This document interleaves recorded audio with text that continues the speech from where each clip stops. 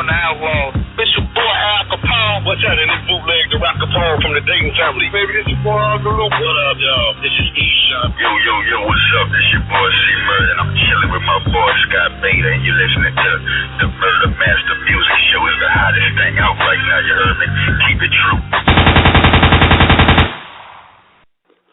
Episode 180, Murder Master Music Show. We have a special guest tonight. What's up, Mac? How you doing? What's up with the prayers? And we got a special... enjoying this weather, finally. Finally, yeah, right. We need it. Special guest tonight. Return visit from the one and only Mr. Jerry Heller.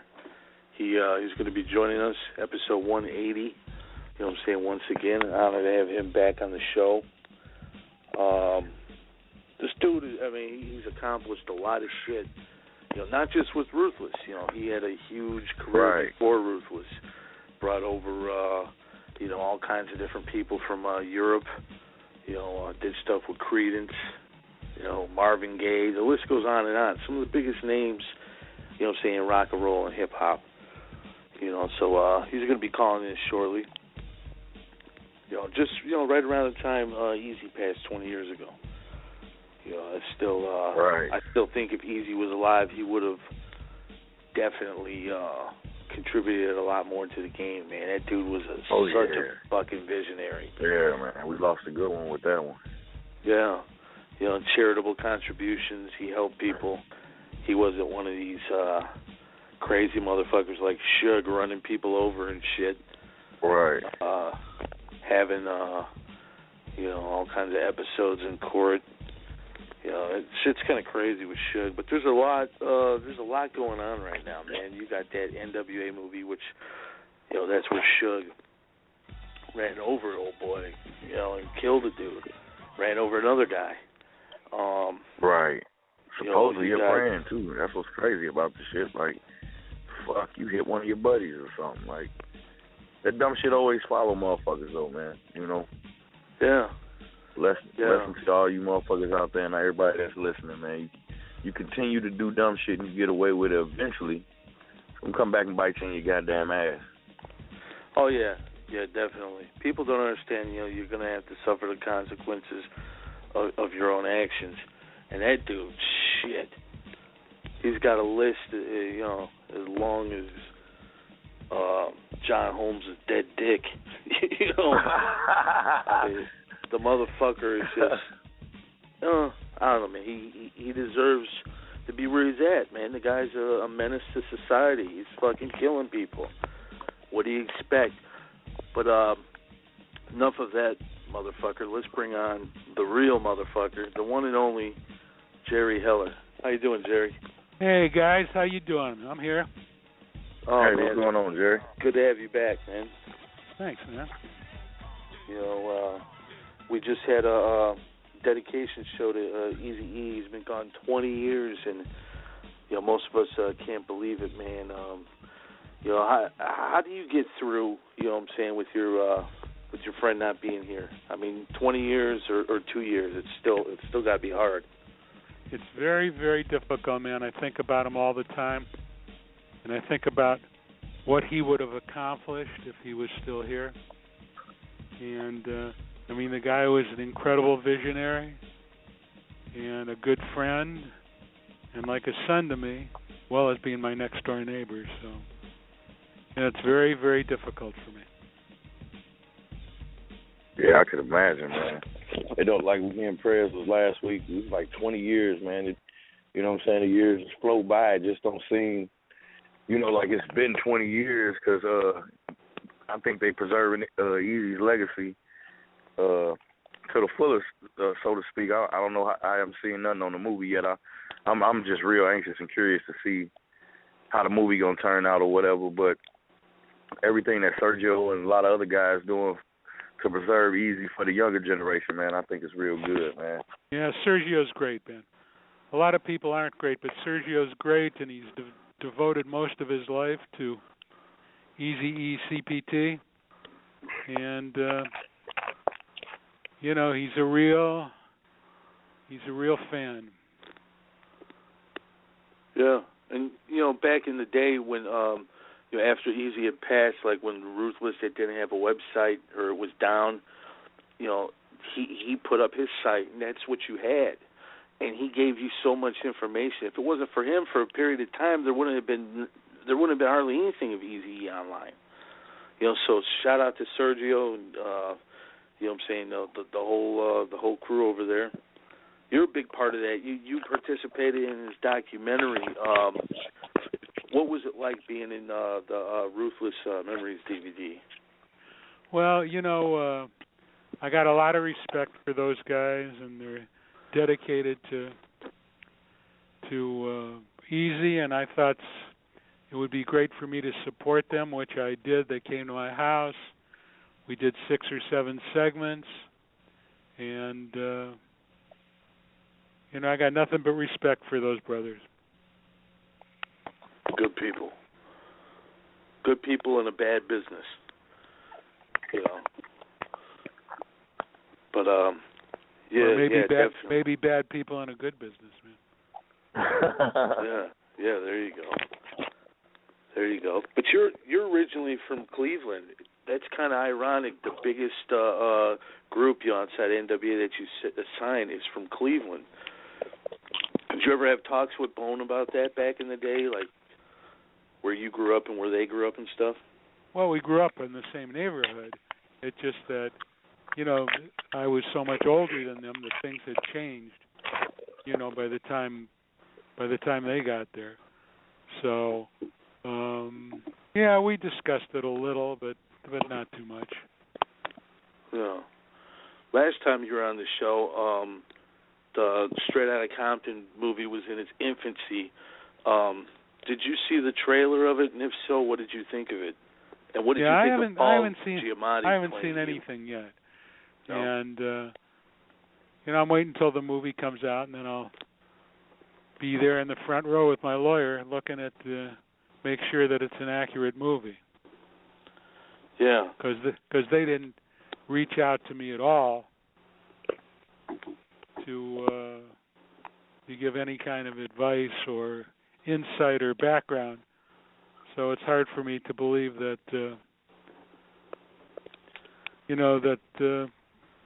that they got it right.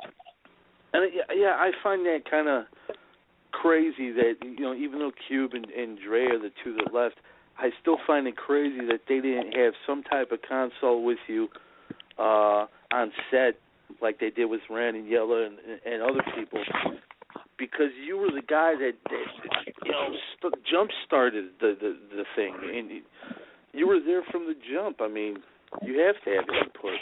Did you feel slighted at all? Well, I didn't expect them to, because that's the way they are. But I certainly thought that Universal or Warner Brothers or one of their companies would insist on it. And I'm really shocked that even though they didn't reach out, that somebody didn't reach out. Yeah. To make even sure that Paul the thing was...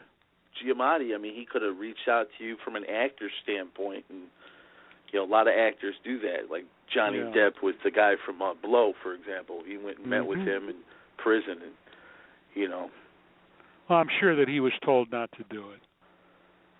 Yeah.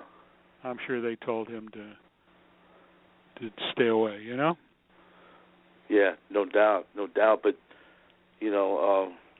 they can't. What's done is done, and what's set in stone is set in stone. They can't rewrite you out of history. Well, they so can. Hopefully, they pay homage. They can, to you, and they probably will. They can't write me out of it, but they sure can rewrite it.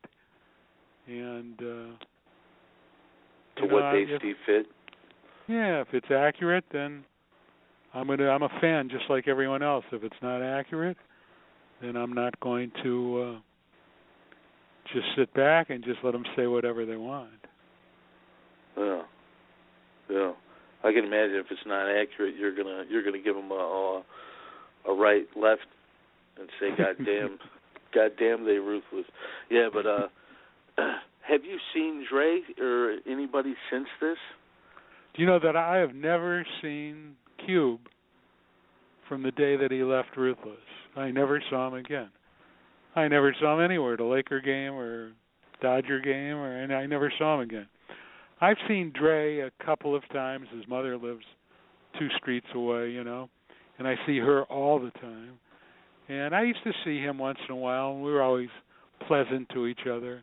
I'd run into him at the gas station or whatever, And I don't see him much anymore because he's moved. But, we were always pleasant and tried to keep it superficial and pleasant whenever I'd see him. I got nothing against Dre. I think Dre is the most talented guy of the entire rap era. What did you think of that $1 billion deal he got with those headphones? Did you hear about that? Supposedly they cost $14 to make. That just came out the other day. But what did you think of that? That's amazing for someone to get $1 billion in the hip hop industry. Someone you helped his career along. Not only that, I made his original deal with Jimmy Iovine. So, I was responsible for him being at Interscope. And I think, I give him credit. It's a huge deal. I've heard other people say, I don't have a set, but I've heard other people say there's a lot better headphones around. So I don't know, because I've never tried them, and they look good. Yeah. And I'm glad to see that he's so successful. It was a $3.4 billion deal. I mean, that's a very substantial deal. Yeah, that's, with that kind of money, though, you can accomplish a lot of good, or you can also accomplish a lot of bad. We'll have to see what happens. But it always shocked me that the other guys like Ren and Yella, they never really got the props that I feel that they deserve. Do you feel the same way about them guys? I think they were certainly part of, the most important group of the 20th century. So, sure, some people made a bigger contribution than others did, but I think it would have been nice if they would have got more credit than they've gotten over the years. Yeah, most If definitely. Eazy was alive, I guarantee you they would have gotten credit. Yeah, oh yeah. I mean, Ren is a hell of a lyricist himself, and I always thought that Eazy and Ren, like when 2 Hard Mothers, I always thought that they would have made a great duo group. Did they ever talk about that in the future? I don't know what sometimes they would talk about things that when I wasn't there, but I think it's a good idea. And Ren was a terrific rapper, and he was a good friend of Eazy's. The first time I met Eazy was with Ren, so I'm sure that at some stage, something would have happened. I did make a deal for Ren at Capitol to put out 3 records, and he put out that CPO record, which still is a really good record. Yeah, we had him on the show not too long ago. Yeah, I haven't seen him in years and years and years. Yeah, we've had a huge majority of the Ruthless staff. We even had Stefan come on the Eazy-E show. Yeah, Stefan's a good guy. I like Stefan. He's a good guy. Yeah, he said him and Eazy were going to do some stuff with children's line, I guess, like children's books or something. Well, Eazy was very, Eazy loved children. Yeah, he contributed to a lot of charities, obviously. But what were some of your fondest memories of Eazy-E? Well, I mean, there's just so many, that. I mean, he was such a good person. He was a good guy, and a lot of the memories that I have are just really funny things that he did, and I just can't, I just don't want to start reminiscing about all that old stuff. I got a book out, and if people, the book tells the truth about everything. Like I always do. The book is available right now on Amazon, I believe. What's it called? Yeah, you could still buy it on Amazon.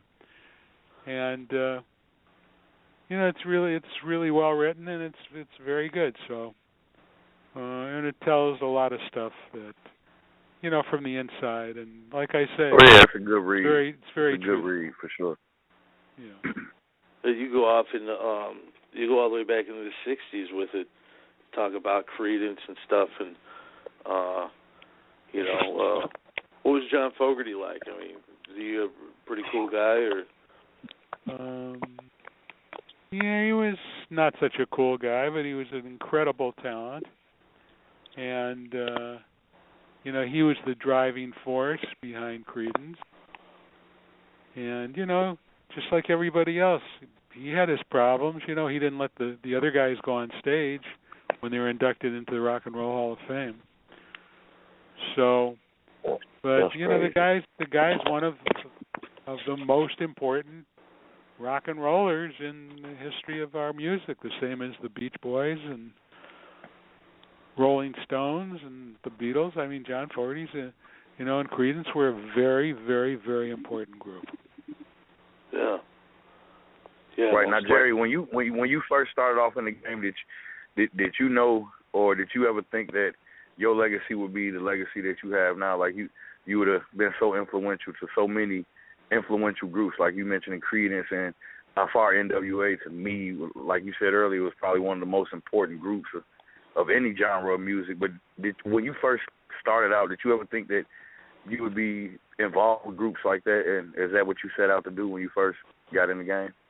Man, I set out to make a living just like everybody else, and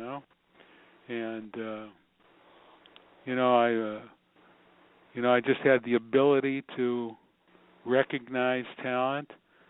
I brought Elton John to this country for his first tour. I did the first Pink Floyd tour. I represented Journey and Styx and REO Speedwagon and Marvin Gaye and the Four Tops and Martha and the Vandellas and ELO and Journey, Little Feat, Boz Scaggs. Did the Crosby Nash acoustic tour. But it wasn't really until when I met Eazy on March 3rd of '87 that I really felt the importance of what N.W.A. was capable of achieving. Yeah, it's amazing that you saw that, because at that time, McCullough had all kinds of other legends, I believe. I believe Ice-T was on McCullough, Two Live Crew, Rodney O, Joe Cooley. McCullough was already making a name for itself. What did you see in Eazy and N.W.A. that you didn't see in those other guys? Well, remember that I was managing most of those guys in the beginning. Egyptian Lover, World Class Wrecking Crew, CIA. I was managing L.A. Dream Team, J.J. Fad.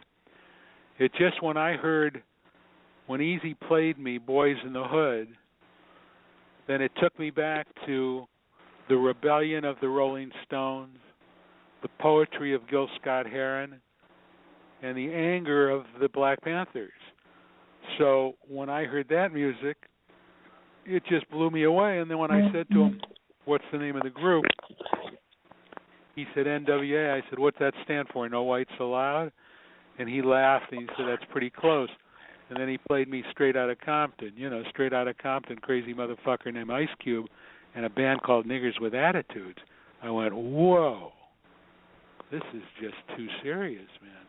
I said, this is really heavy. And I was able to recognize and equate that to what was happening in the middle 60s and, in rock and roll in the San Francisco area. So it was something that I recognized and equated to and went with. And, we became business associates that day, March 3rd of 1987. The day you met. That's crazy. Mm-hmm. That's crazy. And then you guys started pressing up wax almost immediately, no? Yeah. We started pressing up. We had a little deal at McCullough, and we'd sell the records out of the trunks of our cars or take them down to the Rhodium to Steve Yano. And we created a buzz, a real buzz. And then I knew that we needed some kind of important distribution. And I had known Brian Turner for many years and respected him as a record man, even though he hadn't realized his potential yet. He had a big record with the California Raisins, which was I mean, it sold several million copies. So I talked him into coming down to see N.W.A., and I think there was a shooting there the first night. I think we wound up crawling out of the door on the floor. But, you know, he believed in my vision, and he put his money where his mouth was, and then we did have some differences later on over Ice Cube, but Brian Turner was a force to be reckoned with. He was a terrific record man, and his partner, Mark Cerami, was really one of the best distribution guys I ever met. Yeah, Priority put out a lot of hits over the years. And then later on, all that No Limit stuff. It was just amazing amount of platinum hits. But you said you managed CIA at that time. You had Ice Cube already under your management. Did you see anything in him with CIA, or was he different back then? Actually, I had very little interface with CIA. They hadn't put out a record yet. They were on Alonzo Williams' label. Alonzo was taking care of them. I was mostly watching out for the World Class Wrecking Crew. And, you know, Alonzo, people don't realize how important Alonzo was. He was one of the most important of the early guys in rap, even though he wasn't a gangster rapper. I mean, the World Class Wrecking Crew were sort of the Temptations of rap music, man. But Alonzo was an important guy, and, you know, Jinx was with CIA, and, you know, Alonzo was right there, you know, at the beginning, and he pressed at McCullough also, as did Hammer and Egyptian Lover and Dream Team and Timex Social Club, J. King. So, you know, there was a lot of action going on at Bobby, Jimmy, and the Critters. There was a lot of action going on at McCullough. Yeah, the foundation of West Coast hip-hop, you know, was pretty much right there. Like I said, you had the Two Live Crew even, which is crazy. Yeah, Two Live Crew, they were there. And then they had a promotion guy that lived in Florida named Luther Campbell. Yep. Yeah, and he did all of our promotion. Luke Skywalker, we called him. And he was a good promotion man, but nobody ever equaled Doug Young. Doug Young was the guy. Doug Young was the greatest promotion man of all time. He was a promotion man for us, and he beat those streets, man, from San Diego to Seattle every day. And he was out there getting our records played and sold and everything else. And then he wound up at Death Row, and he did a really good job at Death Row. Yeah. I give a lot of props to Doug Young. But when we're giving props to people, there's nobody that was more important than a little 5,000-watt radio station at the top of Alvarado Street, man. 1580 K-Day. The only radio station in America that played gangster rap, man. So anybody that wants to give some props, they better start giving props to Greg Mack and the Mac Attack and Julio G and Tony G and the Mixmasters, and I mean those were important guys in the early days of rap music. It broke a lot of records. Yeah. A lot of records. I didn't want to go there, but you mentioned Death Row. You said on our show one of the times you were on here that you had to talk Eazy out of killing Suge Knight, and you wish you had. Since you said that, he has ran somebody over and killed them on videotape. I would take it you still stand by what you said? I think that even more so now, I think that Suge Knight is an evil human being. And I always said when Suge Knight started to get involved, you know, because he was a bodyguard at Ruthless. Yeah. You know, he drove Dre around sometimes, and usually he was with the DOC, who I feel was probably the greatest pure rapper. He and Rakim were the two greatest pure rappers that I ever heard. But he was a bad guy, and I think he was a bad guy then, and he's a worse guy now, and he's I mean, the guy is lucky, and I think that, like they say in Vegas to O.J. Simpson, it's payback time, man. Yeah, pretty much. You know what I'm saying? Keep fucking around, it's gonna eventually come back to bite you in your ass. Yeah, what do you think his Vinny karma, the man. Chin, his Vinny the Chin act that he has in court, all the different things that's going on? Did you see any of that? Like him? Yeah, I saw it, but I in wasn't these there. blinds? And I never comment on things that, I try and, be knowledgeable about things that I talk about, and I really have no insight. I have my own feelings, but I have no insight into, what's going on in court. But whatever it is, it'll all come out in the end. I personally feel that, he has a very, very tough road to go here, man. Yeah, it looks like $25 million bail. I mean, I never heard of anything like that in my life. I mean, Phil Spector, who admitted he killed that woman, only got a $3 million bail. I never heard of anything like that in my life. I mean, that he killed a woman. I didn't even hear about that. Who? Phil Spector? Yeah, Phil Spector. Okay, yeah. My bad. I thought you were talking about Suge. I was like, when did this happen? Was that video where he's choking that broad on the dance floor? But yes, Phil Spector. Yeah, $25 million. Yeah, he's stuck there. That sounded like Pac when he had $1 million bail. Yeah, that's a lot of money. And the thing about it is that, remember, that's how he signed Pac. Pac had a $1.4 million bail, and Suge probably went to Jimmy to get the money, and they got him out and were able to sign him. And now it's very ironic that he would have a $25 million bail. Yeah. Strong message. Whoever sending it. Shit. Well, what are you going to do when you got that type of evidence against you? But, it is what it is. He came into Ruthless as a bodyguard. At what point did you realize that this guy is up to no good? And did Eric know before you, or did you know before him? We looked at things differently, okay? Mm-hmm. I looked at him as a guy that had a lot of potential that I probably could help in the management business. And he had all his little things that he was doing. This little girl that he was producing, and he had all his little things.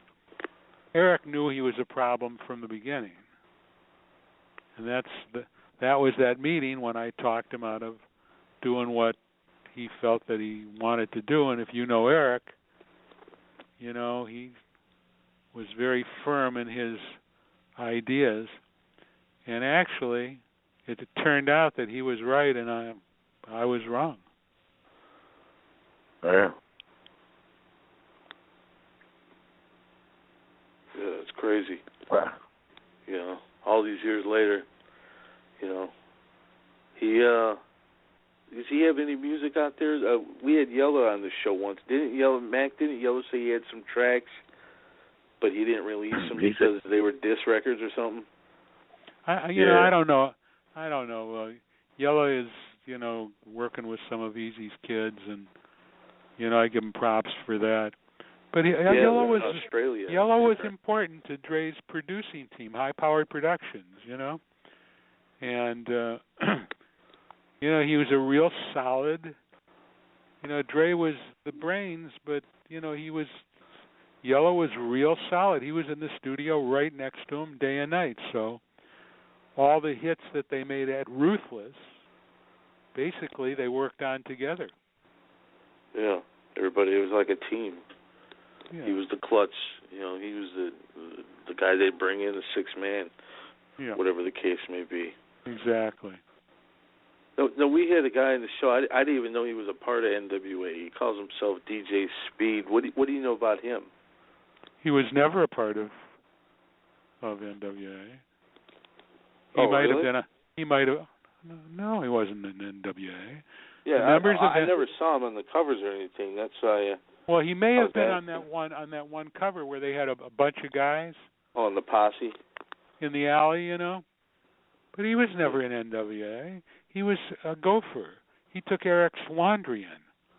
You know, he was a friend of Eric's.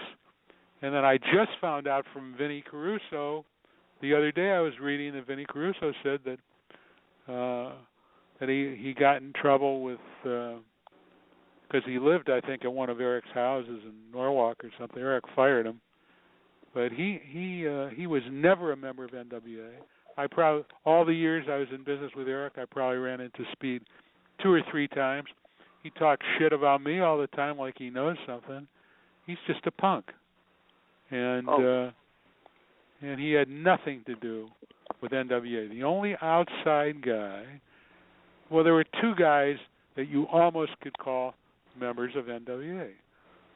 One was the DOC, and you really, when you look at N.W.A., I mean, you got to give him, you know, some props for being there and being in the studio and writing great songs and whatever. And the other was Arabian Prince. Yeah. Arabian Prince was an original member of N.W.A. When I first managed N.W.A., Arabian Prince was one of the members. So there was no DJ Speed in N.W.A. He was a high school friend of Eric's or something, and like I say, I think that he took care of Eric's Norwalk house and took in his laundry and stuff like that. He certainly was not a member of N.W.A. And I read about all these guys on Facebook that are members of N.W.A. I mean, what was there, 4,000 members of N.W.A.? Yeah, I always thought there was just a handful myself, yeah. Everybody was a member of N.W.A., man. Well, what about you, Jerry? You were an honorary member, I would imagine. Well, Eric always said, N.W.A. is me, Dre, Yella, and Jerry Heller. I think that I have that quote somewhere here on a poster. And he always said to me, it's too bad you can't rap because you're like the second most famous guy at Ruthless. I'd like to do an album with you. But, you know, I was a business guy behind the scenes, and that's all I was really interested in, was making Ruthless into a modern-day Motown. And Eric was interested in that, too. And no matter what kind of diss records there were and everything, I mean, everybody that was at Motown got pretty rich, didn't they? Yeah. They all did real well, man. A lot of plaques. And a lot of money. Yeah. Yeah, that's what it's about at the end of the day. Making some real money. Or as Bone Thugs and Harmony says, "Where's my cheese? I got him in my cheese." Well, you're from Cleveland. You're from Danny Green's neck of the woods, you know. Mm-hmm. Did you know Danny Green at all? I mean, that was right. Well, around. I didn't know Danny Green personally, but I was from Cleveland, man. So you knew, know, the house exploded. I knew all those guys. You know, my father they all went to Glenville High School together, which was, you know, down on 123rd and St. Clair, which was a pretty rough neighborhood. And Lou Wasserman, who was the chairman of the board of MCA, he went to Glenville, graduated with my father. And every major gangster in the world, Mo Dalitz, Ruby Collard, Georgie Gordon, I mean, all of the big Vegas gangsters went to Glenville High School and graduated with my father. They were called the Mayfield Road Models. That's history right there. Yeah. Yeah, that's crazy. I bet you've seen some crazy shit. You said the first N.W.A. concert that Brian Turner was at, there was a shooting. Yeah, right. You know, but I mean, you saw that. You must have seen some crazy shit in Cleveland as a kid, no? Yeah. When I grew up in Cleveland, I mean, you know, when I was young, I mean, there were a lot of teenagers that carried guns then, you know? But it wasn't like it is today with drive-bys and stuff like that. there were a lot, I grew up with a lot of very tough guys, and Cleveland was a great place to be from. I got a good education there. And then when my father started to make money, which he did, if you look in the book, you'll see a picture there of my dad and mom wearing all white, But I wound up going to Shaker Heights High School, which is one of the great public education systems in America. I mean, we had classes with 6 or 7 people in them. So, I mean, I got a great public school education. And I've always had a great affection for Shaker Heights High School. And that school now is 50% African American, and the standards are higher than they ever were before. So the public school system can work in this country, as Bill Clinton used to say. It just doesn't work, but it can work. And Shaker Heights High School now is a very racially diverse school where there's, the finest scholars, high school scholars in the world go to Shaker Heights High School. Yeah. See, and it's history right there. I imagine Busy and Flesh graduated that school with honors. But shout out to Bone Thugs. We had Busy on the show, and he was good flesh. Now we had Lazy on the show, and I got into a screaming match with him. Kind of. We were both fucked up pretty much, and one thing led to another, and the F-bomb was dropped several times. But nonetheless, shout out to Bone. They're man, them dudes sold millions and millions of records. That's another group you're behind. They broke the Beatles records. Man, what was it like to see that? Well, first of all, the Bone guys are very difficult guys to deal with, okay, as you can imagine. The only one that I speak to now is Busy. The other guys walk around telling people that I killed Eazy-E, which is the most ridiculous thing in the world. I'm the only person that didn't profit from his death, okay? So they walk around telling people that I killed Eazy-E, your friend Lazy and Crazy. But they did something that no other rap group ever did, the way they layered their vocals. And Eazy recognized that. And if Eazy wouldn't have passed away, because I'm telling you, Bone was a full-time job between Eazy and I, if he wouldn't have passed away, and they would have put out Crossroads first instead of fifth off that album, and Eazy wouldn't have died, they probably would have been the biggest group in the world. They certainly had the potential to do that and to go all the way. I mean, they did something that nobody else had done. Yeah, unique sound, yeah. Yeah, great. Yeah, they had the great sound. Right, and they had the look and all that shit with it. You know what I'm saying? Like it was all together. You probably had some guys that was rapping similar to them or putting it down, but they didn't have the whole. I always thought Bone was a whole package. They all went hand in hand. Yeah, they were great, and they sold a lot of records, and they should have wound up being as rich as Jay-Z, but that guy monopolized the game. Unfortunately, Eazy passed away, and I left, and there was nobody that they respected enough to be able to control them. But they were just a special group, and it gave Eazy the opportunity to show Dre that he could do it without him. Yeah. Yeah. And that was very important to me, man. Produced by my goddamn self, USOB. I read them liner notes. And yeah, right.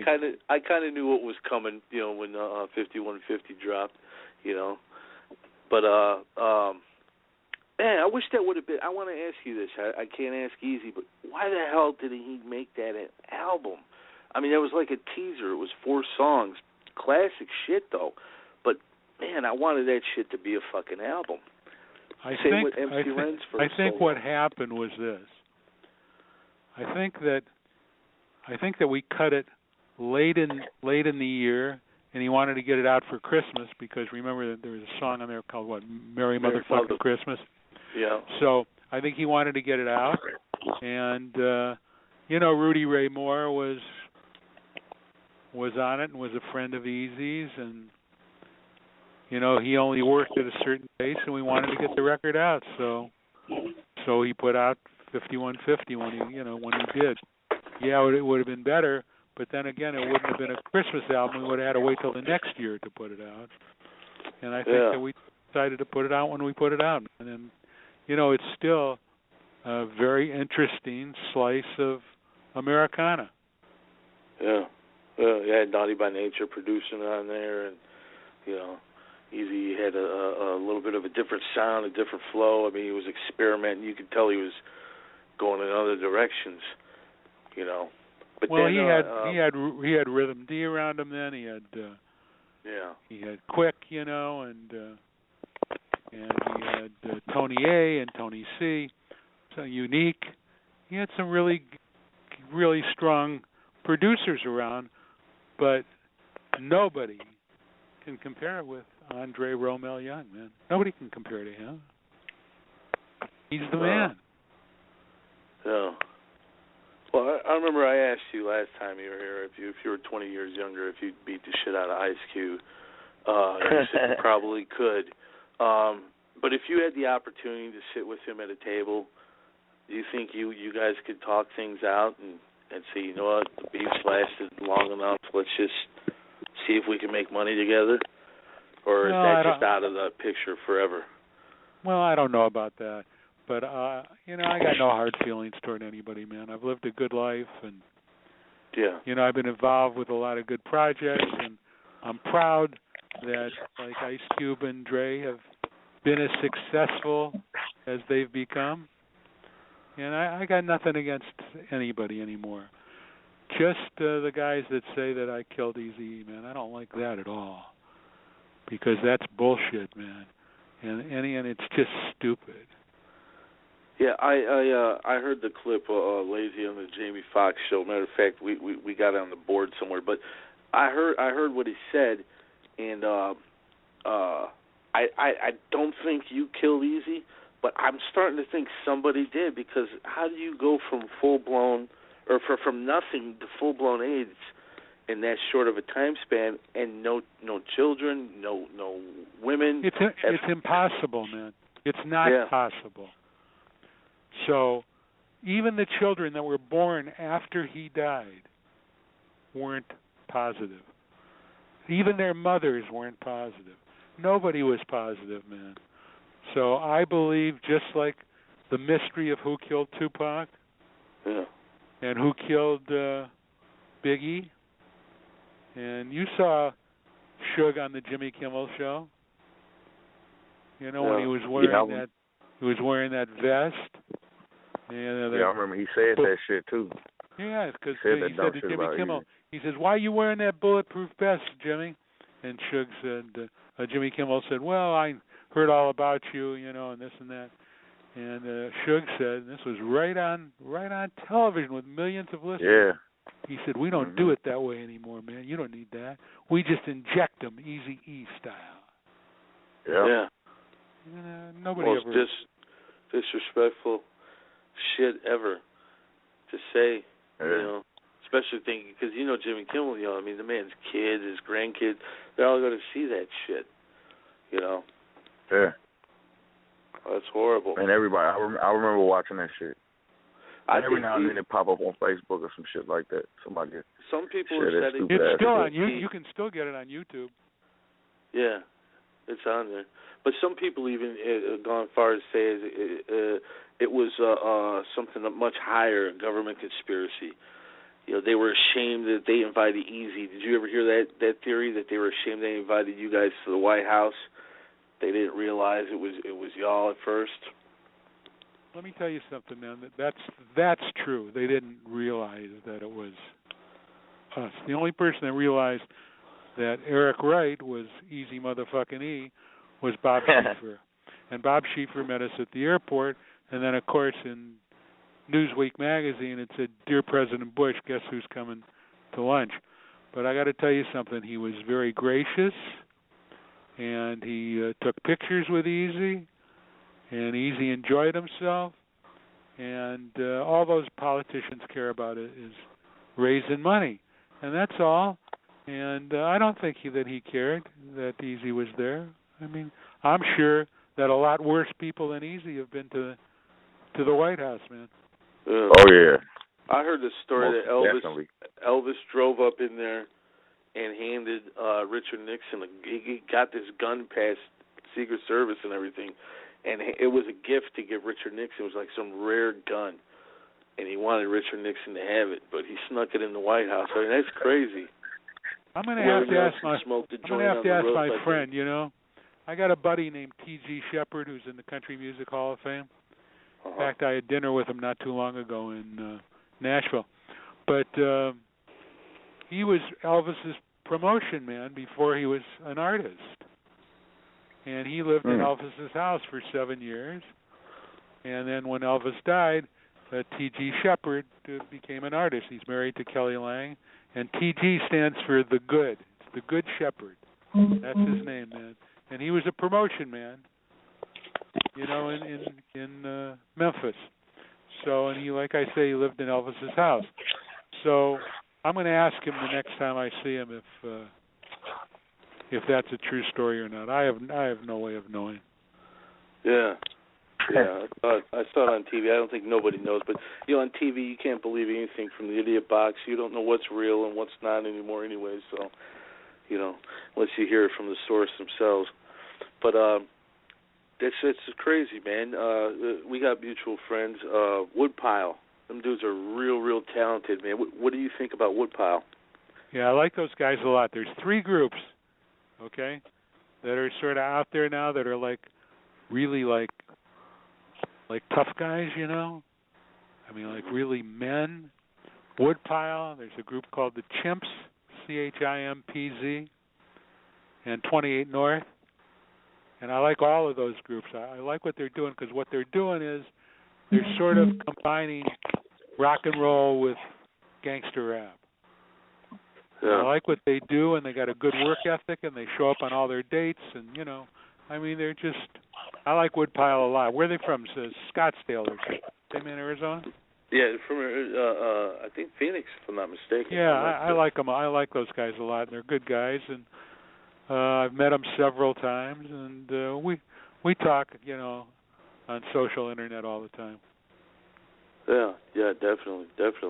Well, I'll tell you what, Jerry. Let's cut to a break real quick, and then we'll close out. We got a couple callers we'll take, and we'll close out the interview. We'll go to one of their songs. This is Pendulum by Woodpile. We'll be right back with Mr. Jerry Eller. Don't go nowhere.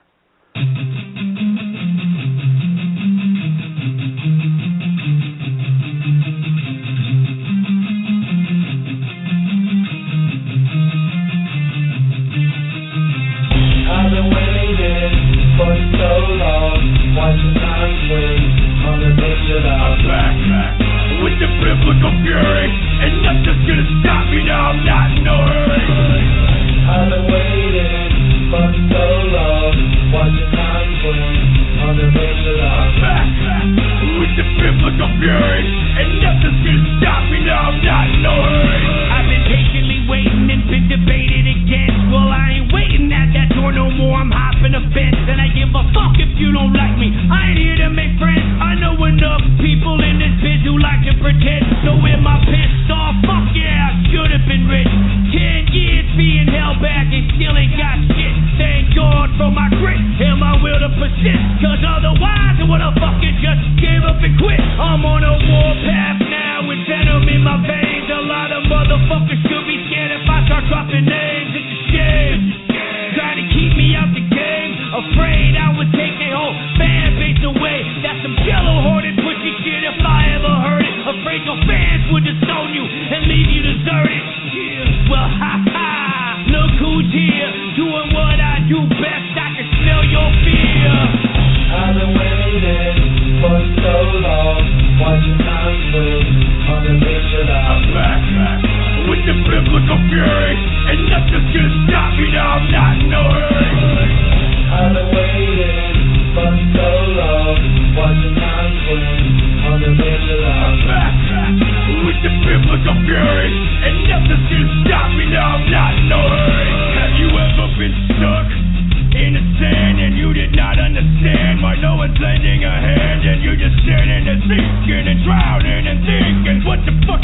waiting for? Come on, help me, I'm bleeding. I done put in my time. I paid my dues, no matter how hard you try. You'll never fill my shoes. I'm on another fucking level. The sight full of the metal, the Viking and the rebel, the lightning in the kettle, the prince without a leash, the full moon and the beast, the wood from day one. Who said fuck your beat? I'm not here for your amusement. I'm here for fucking movement. The shit I will get me moving. The beat better keep me losing. So be careful what you wish for. You just might get it. It's a twisted up game. Don't ever forget it. I'm at the point of no return. Ain't no going back. So I'ma ride this train out till it falls off the track. I've been waiting for so long, watching time swing on the visual. I'm back with the biblical fury, and nothing's gonna stop me now. I'm not in no hurry. I've been waiting for so long, watching time swing on the visual. I'm back with the biblical fury, and nothing's gonna stop me now. I'm not in no hurry. Waiting so long, time swing, pendulum. Waiting so long, time swing, pendulum. I've been waiting for so long, watching time swing on the pendulum. I'm back with the biblical fury, and nothing's gonna stop me now. I'm not in no hurry. I've been waiting for so long, watching time swing. Yeah, that's Woodpile right there. You know what I'm saying? Shout out to Woodpile. Let me bring back down my co-host, Mac. Bring on the catch tonight, Jerry Heller. Yeah, that's hardcore shit right there. What do you think Eazy would have thought of that? Yeah, he would have liked it. He would have signed a couple of those groups. He would have signed Woodpile. He would have signed the Chimps. He would have signed, because they're hardcore, man. And he was really getting into like the groups like Brownside, Were there ever any groups that you guys were going to sign that you passed up on that later on blew up? Well, we had a chance to sign 213, and which was Snoop, Warren, G, and Nate Dogg, yeah. And Nate Dogg, and we had a chance of signing them, but they were real young, and Eazy was busy, so we didn't do that. And there are a few groups that we could have signed, that we didn't. We did sign, Will.I.Am and the At Band Clan. And he went on to be the Black Eyed Peas. So. Yeah. You guys definitely, I mean, the amount of platinum and gold records, number one release, what was it like in 91, getting that number one release with Niggas for Life? That must have been amazing. Yeah, it was incredible because remember that was really the first time, first of SoundScan, and I think we knocked Paula Abdul out of the number one spot or something, But it was really cool. Yeah, and that record still to this day is one of the most filthiest records. I mean, it's right up there with As Nasty as They Want to Be. Yeah. So for that to be in mainstream number one at that time, that was amazing. It was way different from Straight Outta Compton, though. Did you feel that it was a different record, Jerry? Well, I thought vibe that, to it. A lot of people think that maybe that was their best record. I do. Yeah, a lot of people. But remember that all of our records told a story, whether it was 100 Miles and Running or Straight Outta Compton or Elfo Verzagen. They all told a story and a little different story, and I just wish that we could have turned out more records, because they were really on their way. Yeah. Oh, yeah, definitely. A huge thing. And you jump-started that along with Eazy-E. The two of you guys made a good team, just as well as the rest of the guys, who contributed to the releases. Let's take a caller. We got 770. 770, how you doing? Hey, how you doing? Hey, wanted to ask a question to Jerry. This is Colton John. What's up, brother? How you doing tonight? Hey, man. I'm doing good. I was going to ask, what if Suge I heard through Bluebird that possibly Suge might take a deal with Dre. for the $25 million. Now, through the purchasing of the beats, I heard that too. How they made the transfer deal, I was gonna think possibly in my mind how since Suge thinks so, I wouldn't even say Ruthless because he's the evil man, and if I had the chance, I'd take him out. And I want you to know that Eazy-E's honor is going to be lived a long time after everybody's passed. And what I was going to get to is, do you think that Suge is going to take Dr. Dre's offer for the $25 million just like he did Tupac? Suge did Tupac. I don't think that, the other part of the deal is this, that he would have to deliver Snoop Dogg's catalog to Snoop Dogg, and I don't think Suge owns any of that. So I think that they're just talking. They're just blowing smoke up everyone's ass. I don't think that Suge has anything that he has to sell. I think that when he went bankrupt, a company in Canada bought it, and then that company went bankrupt, and now somebody else owns it. So I think that's just showboating. I don't think that. I personally don't think that he has anything left to sell. The only thing there could be, now this is just a theory, of course, there could be some old masters of some music that might have Pac on it or something that might be of value to Dre too. I mean, there's always that scenario, but who knows? I think this just had to do with Snoop. So I don't know. I mean, it's certainly possible, but $25 million is a lot of money, and yeah, that's a lot of jack. Yeah, right. So I don't know. Dre's a billionaire, and you see him selling around Cuba, and you see him doing a lot of different things. And I give it to you. You're right, Jerry.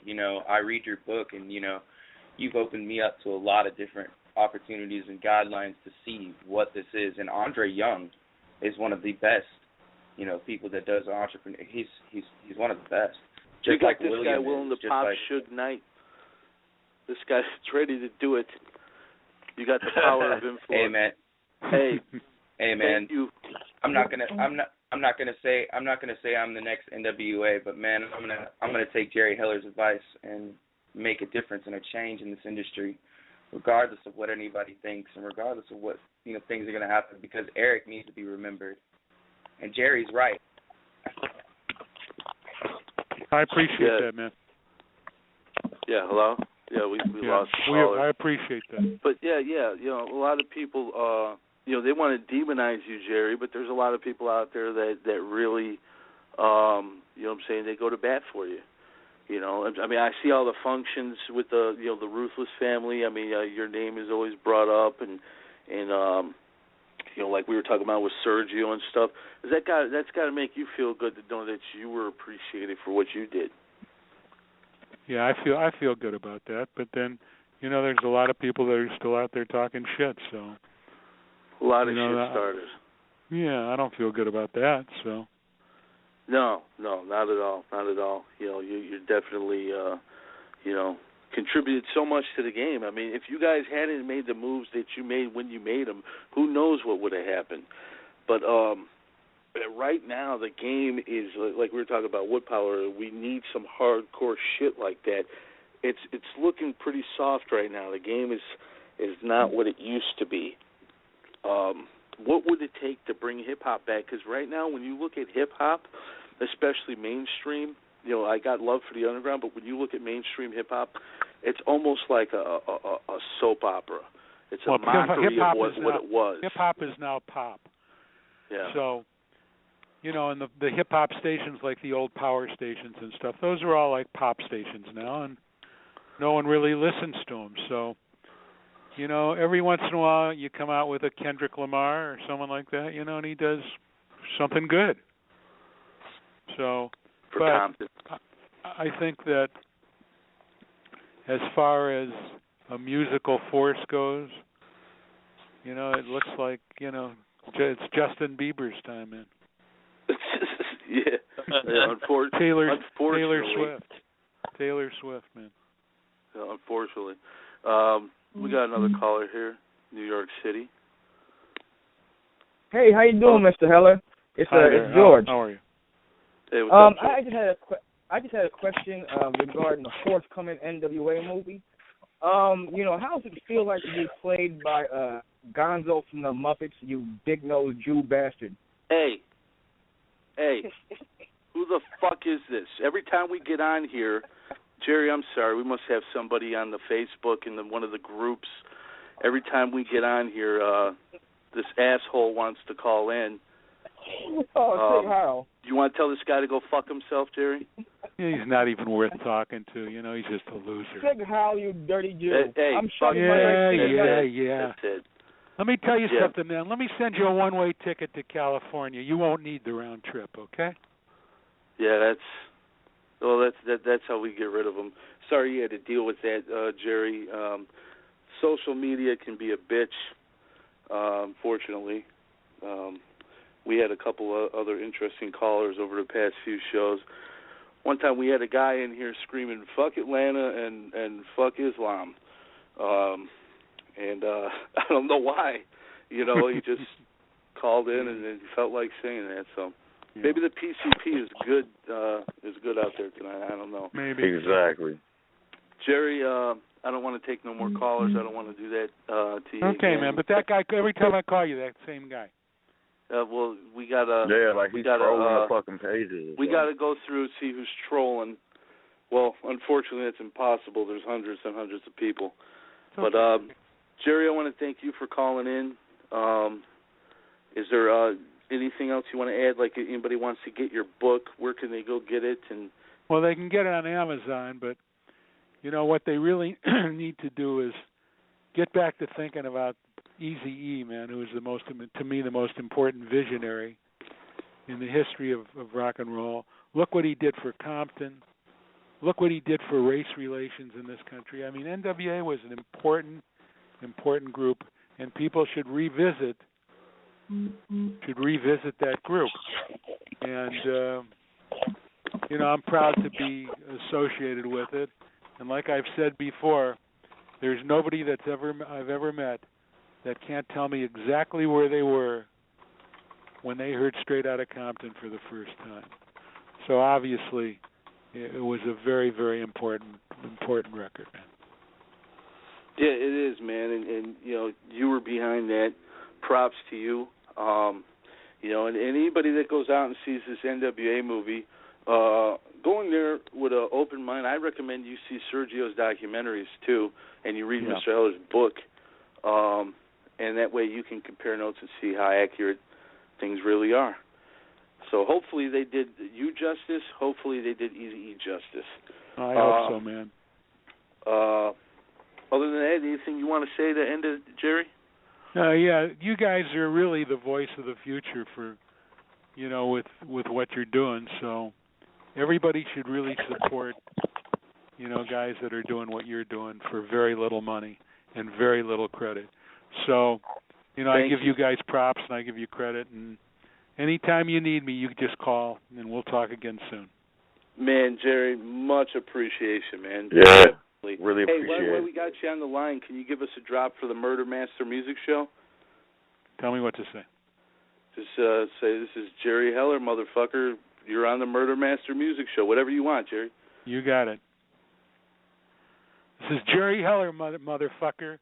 And you're on the Murder Master Mystery Show, and you got to listen to it, man. I do. Hey, thank you. Okay, man. I'll talk to you soon. All right, peace. Hell of a guest. Hell of a guest. Yeah. He's always been. He's like cool, Freeway man. Ricky Ross. He's real humble. And then I think he said the Murder Master Mystery Show. Hell yeah, we like maybe Scooby Doo now. I guess we got to get a mystery machine or some shit. He was thinking he was watching Angela Lansbury and a Murder She Wrote or something, or Matlock or some shit. Yeah. Holy fuck! You don't play a game of Clue or some shit like that. Yeah. No, but. That's the first. Shouts out to Jerry. Hey, Shouts out to Jerry. I'm going to use that drop. Fuck it. That's Jerry Heller. Yeah. I don't give a fuck if he said Murder Master Mystery Show. Holy fuck. That's better than what DJ Paul said. Jesus Christ. He said about 3 words the whole show. remember when he was drunk, he was on the bus and he couldn't find the spot where the phone would get reception. He finally found it. He's like, I'm just going to stay here. And then he started moving around again. So, but shout out to Paul, though, man. He stayed with us for an hour. It's still a show. I mean, it's live radio. I mean, last Sunday, thanks to fucking Blog Talk, we didn't get to go live. Yeah, I was about to ask you what happened with that shit. Right, what the fuck, man? We were going to have a show. Did it record at all? No, we couldn't log in. I had Six try to log in. He couldn't log in from where he's at. I'm in Illinois. He's all the way in fucking Oakland, so you got two people logging in. And I finally got a hold of those assholes at Blog Talk, and I got my goddamn free month for the first time in many months. Even though we deserve, free months all the time. But mark your calendars because, of course, Saturday, 7 p.m. Pacific Standard Time, whatever they call it, over there on the West Coast. KFYB. PST. Tune in to the most offensive, adult talk comedy show on the net. One of the funniest. Then on Sunday from KFYB, we're going to have a double episode. We're having the Church of Reality with a special guest, your co-host. He's Six's co-host, the lovely Velvet Rose. She's going to speak about her. Yeah, she's going to speak about her life in the adult industry. But the second half of the show, we're going to have another guest. We're going to actually have Jesus Ice. Jesus Ice is the money version of Jesus Christ. He's basically the pastor pimp with the Rolex and the pinky ring and all that money. We're going to talk about how churches rake in billions of tax-free dollars. And we were talking on one of the church shows, if those motherfuckers paid taxes, there would be no hungry kids probably in the world.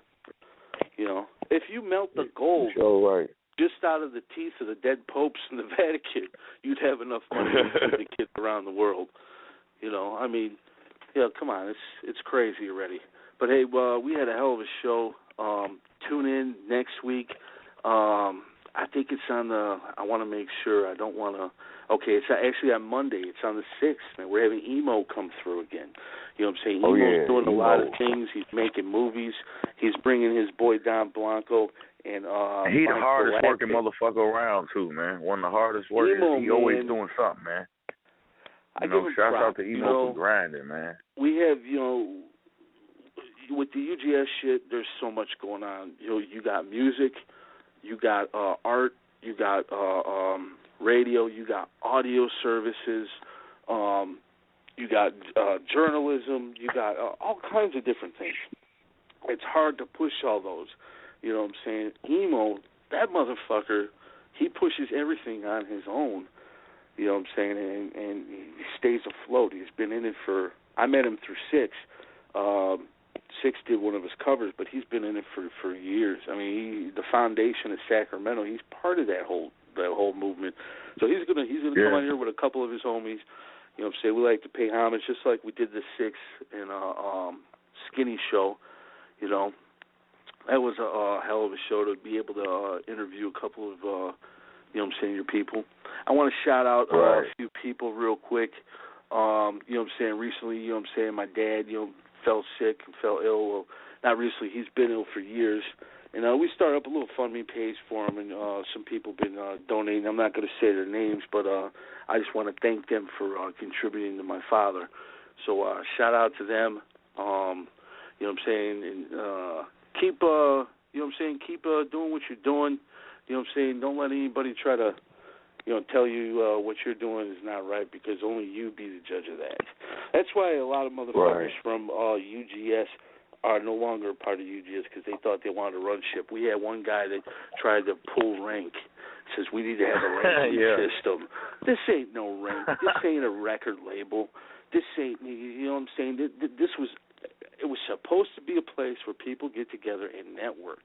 You know what I'm saying? But it turned into a place where people get together and just, here's my project. Fuck your project. Here's my project. It's all about me, me, me, me. But if you notice, UGS as a whole was always about everybody.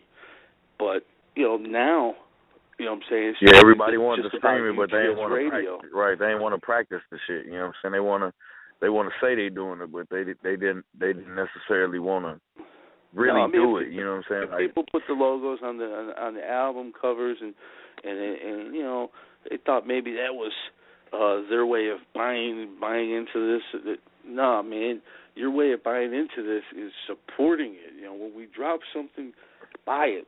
You know what I'm saying? When you go to do an album, get art from Six. You know what I'm saying? When you go to you need mixing and mastering, get Jerry. You know what I'm saying? You need fucking video work, have Emo do it. Even if you don't live in California, send him your video files and let him edit that shit. That dude's a raw-ass editor. You know what I'm saying? There's all kinds of services you can get within UGS. I think a lot of people don't fuck with us because if they're fake, we call them out. You know what I'm saying? Like DJ Gay Sex and right, you know what I'm saying? Them the easy targets, too. They, you know what I'm saying? Like, just fuck them motherfuckers, man.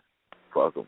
Fuck them, prayers. If they, you know, for the motherfuckers that would, because we gonna meet new people, this shit ain't gonna stop. You know what I'm saying? Motherfuckers gonna come and go, but if they really feeling it, you won't even be thinking about them going, because they gonna be doing the same shit all the time anyway. So shout out right now to all the motherfuckers who really do be supporting those. You know, even if it's only a few of them sprinkled around now, but you know what I'm saying? I got love for all the ones that really do, man. Shout out to First Fan Radio. Shout out to Charles. You know what I'm saying? Charles, you know, Chill Jizzy, you know, his son, we talked about, his son's trying to get a medical accessible van. He's his little boy. He's only about 4 or 5 years old. We did a show on this.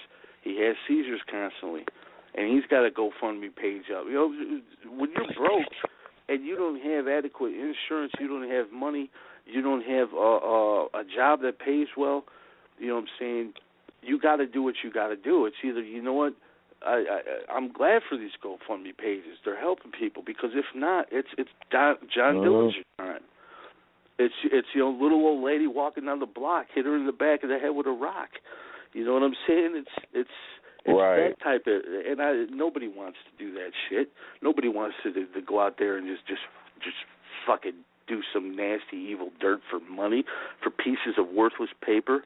They got us all chained to the system like slaves, man. We're all slaves to the dollar. And until we can get the fuck out of AmeriCorps, we're stuck in this bitch. And if you're a have-not, you ain't got money, you're fucked.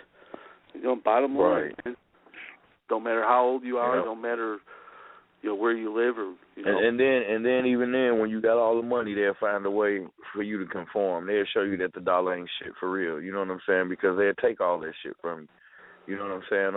Or you'll be a miserable motherfucker having to do what they want you to do to keep that fucking money that you got. You know what I'm saying? Like, so it's always somebody trying to impose their will upon somebody else. You know what I'm saying? Always. And right now, if you ain't got no money, you really fucked. It's like a double-edged sword, you know? Oh, this shit fucked up already, and you ain't got no money? Yeah, that's all the way, you know? This new... and everybody else just trying to work to maintain. Like, why should we be maintaining? We need to be living. You know what I'm saying? 2 jobs, you know. And this new governor over here in Illinois, this motherfucker is real bad. He's going after the most vital programs. He's cutting, you know, people families that have, what's that, the hematology or whatever, what's that shit called, where they got a blood disorder? Hemophiliacs. That's what they call them. Hemophiliacs. He's cutting funding to families with hemophilia. You know what I'm saying? That's the type of shit this billionaire governor is doing. Now, and he's cutting a lot of shit for the elderly, the poor, the sick, and of course he's given himself. He gave himself a $750,000 tax break. You know what I'm saying? Yeah. So from the gate, this motherfucker's letting you know I'm crooked. You know, fuck your family. Yeah, they try to either kill you out or force you to move, and then they're gonna end up having people moving. You know, like concentration camp type shit. They're gonna start hoarding motherfuckers up. You ain't gonna be able to live in a certain place if you got this or you got that. No. You know what I'm saying? That's what it seems like they're trying to push too.